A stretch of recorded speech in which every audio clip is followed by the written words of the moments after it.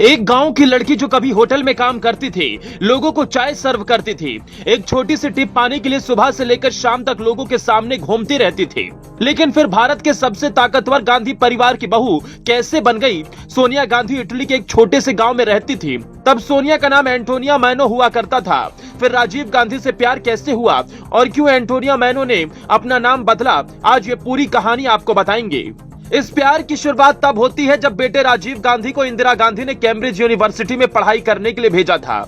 University में कुछ दिन बीत जाने के बाद राजीव ने कुछ दोस्त बना लिए थे। तभी एक दिन पास के ही एक रेस्टोरेंट में राजीव गांधी अपने दोस्तों के साथ पहुंचे। दोस्तों से मस्ती मजाक चल ही रहा था कि राजीव गांधी की नजर होटल में काम कर रही एक अकेली खड़ी लड़की पर पड़ी। इस लड़की की मासूमियत ने राजीव के दिल में हलचल पैदा कर दी। दोनों की आंखें चार हुई और प्यार हो गया।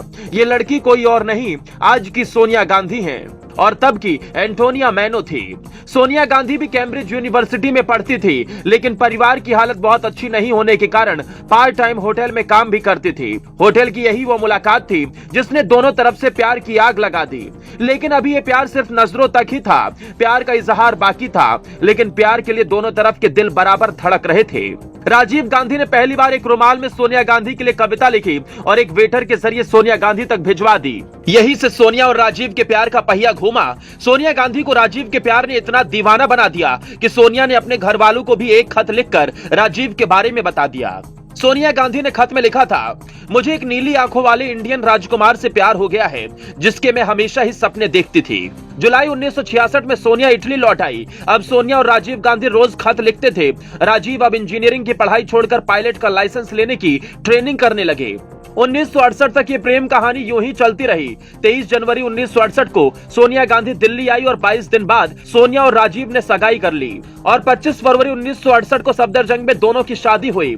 राजीव गांधी से शादी करने के बाद एंटोनिया मैनो ने अपना नाम बदलकर सोनिया गांधी रख लिया और गांधी परिवार का हिस्सा बन गई। राजीव गांधी और सोनिया को सत्ता में कोई दिलचस्पी नहीं थी, इसीलिए शादी के बाद राजीव गांधी पायलट बन गए और सोनिया घर संभालने लगी। लेकिन 1980 में संजय गांधी की मौत और 1984 में इंदिरा गांधी की हत्या के बाद मां की मौत से आहत होकर राजीव गांधी ने मां की गद्दी संभालने का फैसला किया और राजनीति में आ गए। लेकिन उसके बाद साल 1991 में श्री पेरुम्बदूर में एक सभा में राजीव गांधी को भी बम से उड़ा दिया गया। राजीव गांधी की हत्या के बाद कांग्रेस 244 सीटों के साथ सत्ता में लौटी। राजीव गांधी की हत्या के बाद कांग्रेस नेतृत्व विहीन हो गई थी। राजीव गांधी की पत्नी सोनिया केंद्र में आ गई और फिर 1998 में वो पार्टी की अध्यक्ष बनी। सोनिया गांधी के कांग्रेस अध्यक्ष बनने के बाद से ही उनके इटली के होने का मुद्दा खूब उठाया गया। सोनिया गांधी देश की आजादी के बाद से राष्ट्रीय पार्टी का नेतृत्व करने वाली पहली विदेशी महिला थी। सोनिया गांधी ने सबसे पहले भारतीय राष्ट्रीय कांग्रेस के अध्यक्ष का पद संभाला, जो भारतीय राजनीति में कांग्रेस पार्टी सबसे पुरानी और सबसे शक्तिशाली पार्टियों में से एक है। इस तरह से एक गांव से निकलकर भारत के सबसे शक्तिशाली राजनीतिक परिवार का हिस्सा सोनिया गांधी बन गई। सोनिया गांधी ने खुद को भारतीय रीति रिवाज के हिसाब से डालने की कोशिश भी की। छोटे कपड़ों में दिखने वाली लड़की भारत आने के बाद हमेशा सिर्फ साड़ी में नजर आई। आज भी जब सोनिया राजीव गांधी की समाधि पर हाथ जोड़कर खड़ी होती हैं, तो सारी यादें उनकी आंखों के सामने आ जाती है। राजीव से क्यों ही सारी बातें, पहली बार उनसे मिलना, वो होटल में आंखों का चार होना, बिना बात किए हुए आंखों ही आंखों में एक दूसरे से प्यार हो जाना, सारी यादें सोनिया की आंखों के सामने से एक मिनट में गुजर जाती है और उनके चेहरे पर हल्की सी मुस्कुराहट के साथ दर्द की लकीरें खिंच जाती है। इस कहानी को लेकर आपकी क्या प्रतिक्रिया है, कमेंट बॉक्स में जरूर बताएं।